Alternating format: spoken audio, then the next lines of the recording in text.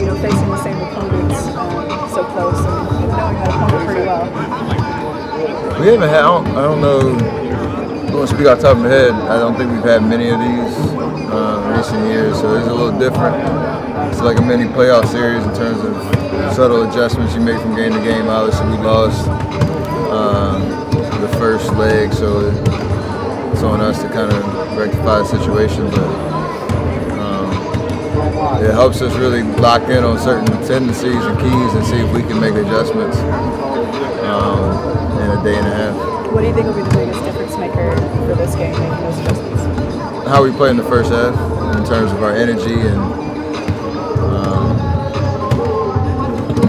decisiveness on the offensive end. I think defensively, we played solid in the first half. We just missed shots and stuff like that, got our energy down a little bit, which we talk about a lot, not letting that affect us, but it did. So you gotta, no matter if we make or miss shots tonight, understand we still can win the game by doing the other stuff on the defensive end, hustle plays, all that type of stuff.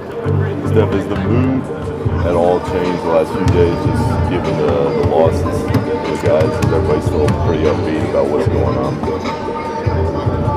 We're a very competitive group. We hold ourselves to a high standard, so losing is never fun. But you have to keep the perspective of where we are in the season. Understand like what we've been through the first, almost 3 months. So it's a complicated emotional roller coaster because you feel like you played well enough to win the game last and back at home. A couple plays here and there, I throw a bad pass and changes the whole narrative of the night. But if we just focus on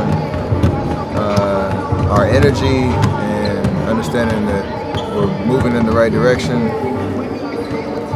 that's really all you got to focus on. You can't get too down about anything that happens. At this point in the regular season, I understand we had the right perspective and approach to every game. We're trying to get better. Is it cool to see your brother kind of finding a role here in Portland after the last couple of years where he's had injuries and stuff? It's definitely, watch your back. It's, I know when he signed, we were excited, guard-oriented type offense.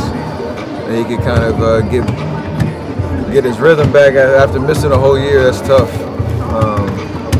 I missed 4 to 6 weeks and feel like I'm out of sync a little bit. I can't imagine missing a whole year dealing with the shin injury, and just to see him work his way back.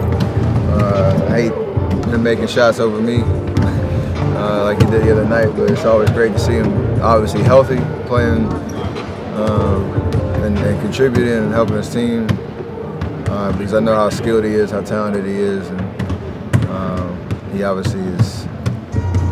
He deserves to be, on this level doing what he's doing. Steph, with Pat getting his offer through, what did you make of this turn of events these past few months where there wasn't really any resolution? Weird situation. I think I talked about it back in training camp, so I don't really want to harp on it too much, but this industry, this game is wild at times, and some stuff doesn't make sense, but guys make decisions and try to look out for their best interests and whatever that means for them. So at the end of the day, that's what you hope. Pat's happy and healthy, and you obviously wish the best for him wherever, if it's back here with us or wherever he ends up. So to what extent were you able to touch base with him through this whole thing? Not much. Not much. After the last game, you mentioned that Steve's been keeping it real with you guys. What does that mean a little bit? What kind of things is he saying when our guys hearing his voice?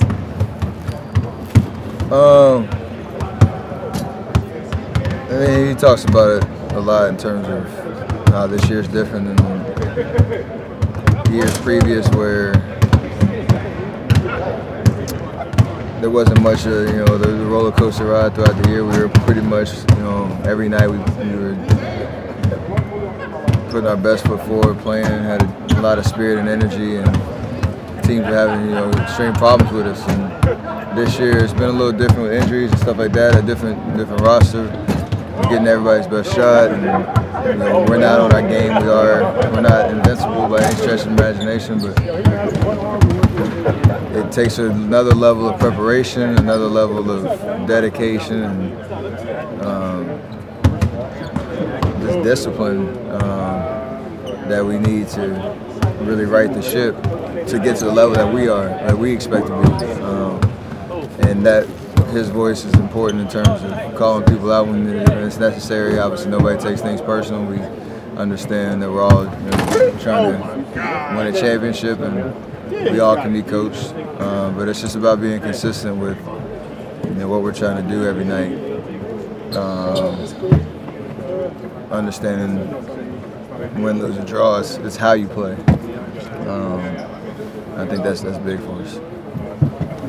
Great, thank you. Actually, Appreciate there's no that. draw in basketball, so that makes no sense what I just said. This isn't soccer. I nodded and smiled. Thank you. I appreciate that. Great, thank you. We can change it to win or lose. Huh? We can change it to win or lose.